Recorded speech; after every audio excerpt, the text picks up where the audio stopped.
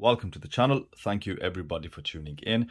Join me on today's video where I will be bringing you the full review to the Rdunae Cap't Willard homage, aka the 61058-110. Now we all know these watches are extremely popular. A number of brands have homaged this particular model, this particular case shape. And I've featured a lot of those brands on this channel. Now Rdunae have finally gone and brought us one of these, and in the initial unboxing I was very excited to receive this, and I'm excited to review this for you guys, let you know what this watch is all about. Now initial thoughts were this watch looks fantastic. They come in a few different colors and it's finished really well. And you know what, I haven't really changed my opinion from the initial impression, so allow me to take you through the full review, talk about all the specs, dimensions, etc., about all the features and details that are present on this watch from Rdunae. Now this watch was sent in to me for free by themselves and by the official store, which is on AliExpress. I'll put the link in the description, feel free to check them out. They do have a lot of other great models. Now Rdunae have really failed to impress me. There have been one or two models which haven't quite cut it, but on the whole the majority of the watches that they do come out with are really good, very well thought about, and yeah, they always seem to hit the design brief. So what do you get with your Rdunae watch? Of course, they come in with these super hard briefcase style plastic boxes. Absolutely do the job, great for protecting your watch. You also get a spring bar removal tool with some extra spring bars in there, obviously a hang tag, a warranty card which has been signed and dated, and of course the instruction manual. So everything is covered. We don't really need to look into that into too much detail. Let's give you guys a wrist shot before we carry on, and this is a Seiko Quartz, rather vintage little watch that I've bought recently bought from eBay. Gives off some Tissot PRX vibes. Very thin, very small, just under 36 millimeters at around 35.5. Decent condition as well, and that dial just really kind of stood out to me, and I love that little bracelet as well. So I'm here enjoying this, and I want you guys to now enjoy the review on this. Specifications wise, you do have a 316L stainless steel case construction with a screw down crown and a screw down case back, giving you a water resistance of 150 meters. Now while a odd water resistance to give, this is just Rdunae being close to the homage, which actually came out with 150 meters, and I think this watch is more than capable of doing 200 meters. But with Chinese watches, or watches anyway which don't have any proof behind them, I always say take the water resistance rating with a pinch of salt. Then you have a double dome AR coated sapphire crystal with a chamfered edge. You also have a aluminium bezel insert with a 120 click unidirectional bezel.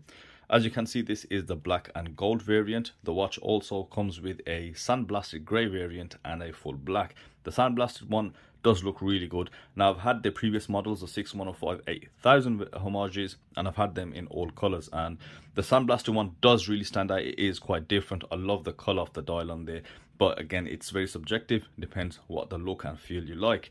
I also think the black one is really nice to look at, very basic, of course, in line with the watch it is homaging, but this gold and black just really stood out to me, and I absolutely love black and gold watches.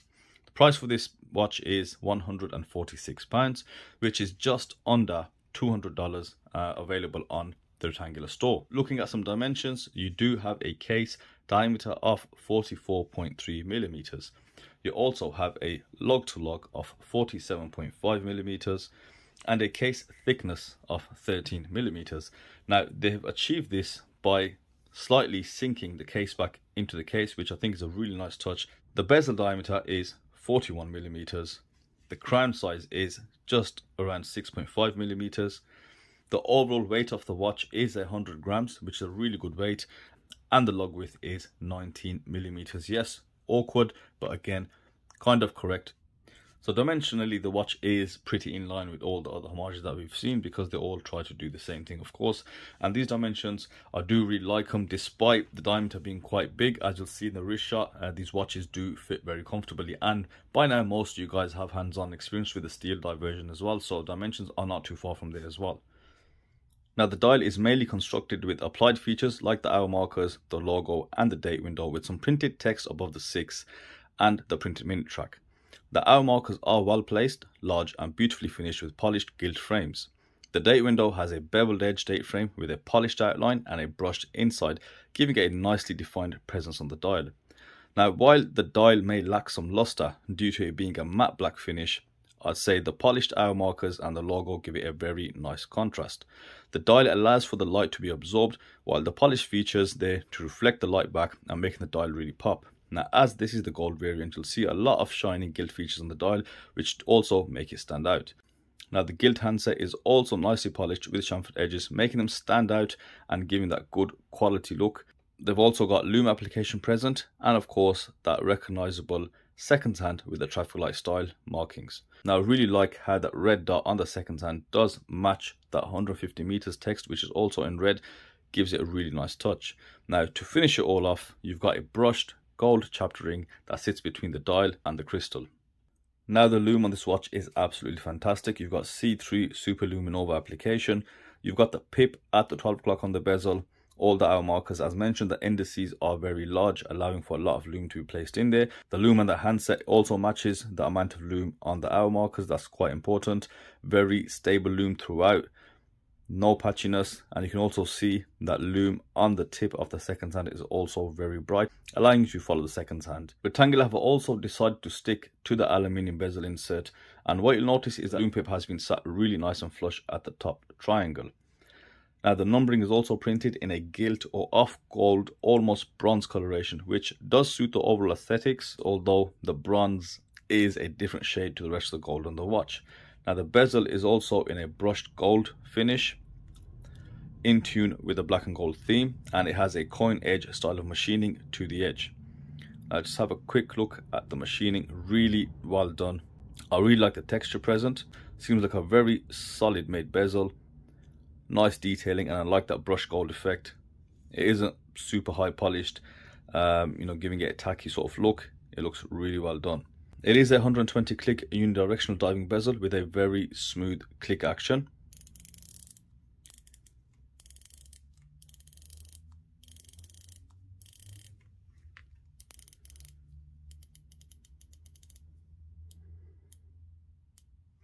Lines up perfectly at the 12, and this action is perfect in terms of how I like it. I prefer my bezels to glide rather than have those stiff clicks, but each to their own, as some people do prefer the more pronounced click pattern. Totally smooth, very consistent in movement, no hot spots, and a touch of acceptable backplay, but very solid. Now, the type of sapphire crystal they've used on this watch makes it really stand out from the competition. For some reason, most homages use a flat piece of sapphire crystal. However, you can see Retangula went with a domed and chamfered crystal, which is a preference as it is closer to the original. However, I would say the chamfering is meant to be probably just a little wider, but it does do the job. It allows some refraction effect where the minute markers around the dial appear along the outside of the watch within the rehaut area.